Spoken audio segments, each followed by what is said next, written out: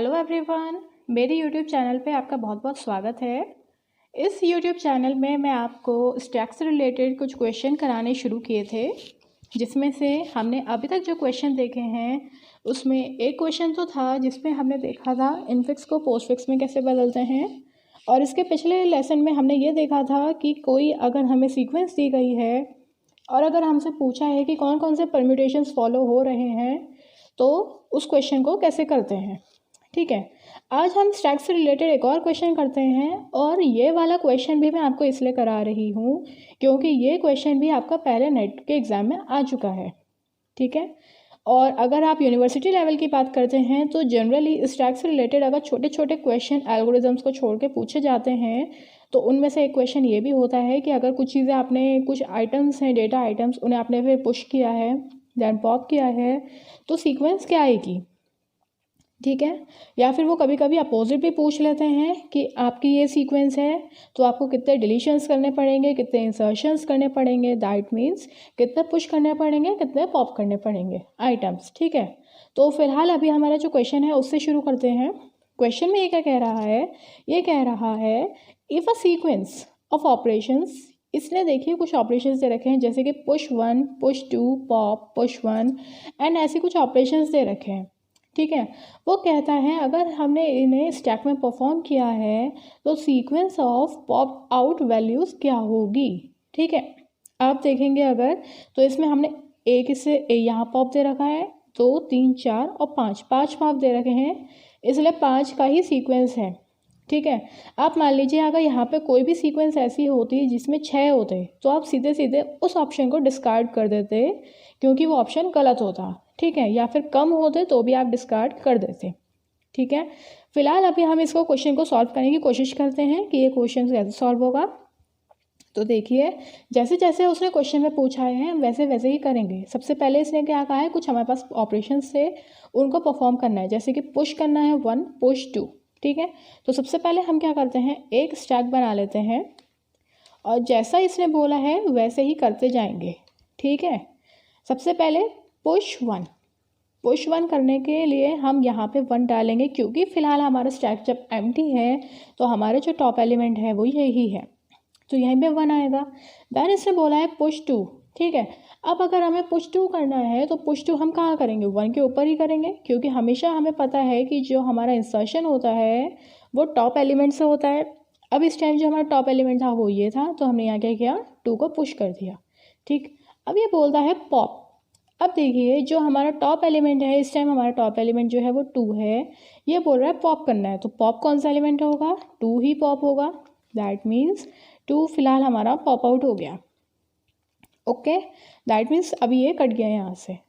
Then ये क्या कहता है, पुश 1। अब हमें क्या करना है, अगेन यहाँ पे 1 पुश करना है। ठीक, 1 पुश करने के लिए हमारे पास ये स्पेस ऑलरेडी खाली था क्योंकि 2 हमने बाहर निकाल लिया था, तो अब हम यहाँ पे 1 पुश कर दे रहे हैं। फिर ये बोलता है पुश 2, तो हमने क्या किया, यहाँ पे अब पुश 2 कर दिया।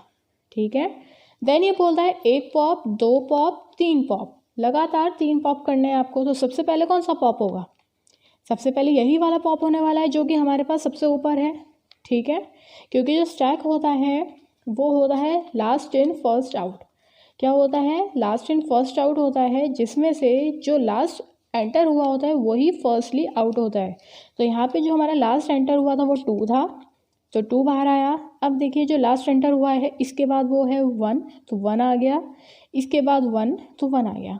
3 क्यों, क्योंकि 3 बार पॉप था। ठीक, अभी आप देखोगे तो हमारे सारे एलिमेंट्स कट चुके हैं, दैट मीन्स हमारा जो स्टैक है वो कम्प्लीटली एम्प्टी हो चुका है अभी के लिए यहाँ से। ठीक है, अब देखिए पुश 2, अब ये बोल रहा है यहाँ पे 2 पुश करो एंड देन पॉप करो, तो हमारा जो सीक्वेंस बन गया है वो क्या बना है, 2 2 1 1 2। अगर आप चेक करोगे तो कौन सा सीक्वेंस है, वो ऑप्शन नंबर 1 ही सही है। ठीक है, तो इस तरीके से इन क्वेश्चंस को करा जाता है। अगर इसी टाइप का मैं आपको एक और चीज़ बोलूँ तो क्या होता है, कभी कभी वो क्या करता है, हमें कुछ सीक्वेंस तो दे देता है, सीक्वेंस देने के बाद वो क्या बोलता है हमसे, हमें एक और ऐसा दे देता है, जैसे कि आप मान लीजिए ये पॉप था, आपको क्या करेगा, वो यहाँ पे भी कोई पुश दे देगा। ठीक है, या फिर ऐसा मान लीजिए यहाँ पे ऑलरेडी आप पुश कर रहे थे, तो यहाँ पे क्या करेगा, वो आपको पॉप दे देगा। तो अब देखिए यहाँ पे जब आपने 3 पॉप किए थे तो क्या हुआ था, आपका जो स्टैक था वो ऑलरेडी एम्प्टी हो चुका था। अब देखिए क्या आप एक और पॉप कर सकते हो वहाँ पे? बिल्कुल नहीं कर सकते हो, बट वो तो कह रहा है आप पॉप करो।